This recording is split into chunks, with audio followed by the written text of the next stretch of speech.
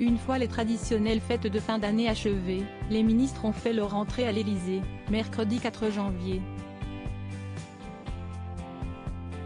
Invités par Gérald Darmanin à participer à un moment de convivialité, les membres du gouvernement ont pris leur petit déjeuner de reprise place Beauvau, pour leur première réunion de 2023. Avant de se pencher sur les nombreux dossiers de ce début d'année, les convives ont reçu des présents de la part du ministre de l'Intérieur, comme l'a détaillé La Voix du Nord, dans un article publié le même jour. Des chocolats de Tourcoing, la ville dont il a été l'édile, mais aussi des brouettes miniatures. Derrière ce petit véhicule à 2 roues se cache l'emblème de cette ville du Nord, dont il est originaire. Toutefois, c'est Elisabeth Borne qui s'est vue offrir le cadeau le plus original. En effet, la première ministre s'est vue remettre une bourle.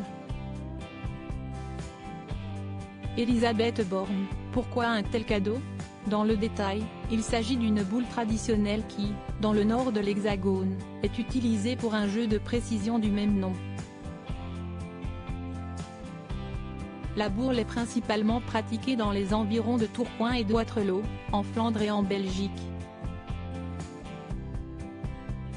En picard, le terme bourreler veut dire tomber, observe de son côté le HuffPost. S'il semble impossible de déceler la symbolique qui se cache derrière ce cadeau offert par Gérald Darmanin, La Voix du Nord estime que cela pourrait s'apparenter à une métaphore de la réforme des retraites. De son côté, le ministre de l'Intérieur a effectué une rentrée sous les projecteurs, puisqu'il a été choisi pour représenter la France aux obsèques du pape émérite Benoît XVI, décédé le 31 décembre. Des obsèques qui se sont déroulées le 5 janvier, sur la place Saint-Pierre de Rome, au Vatican.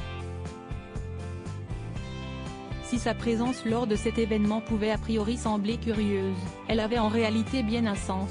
L'ex-maire de Tourcoing est aussi ministre des Cultes. Article écrit en collaboration avec 6 médias Crédit Photo, Aurélien Maurice Sarpoul.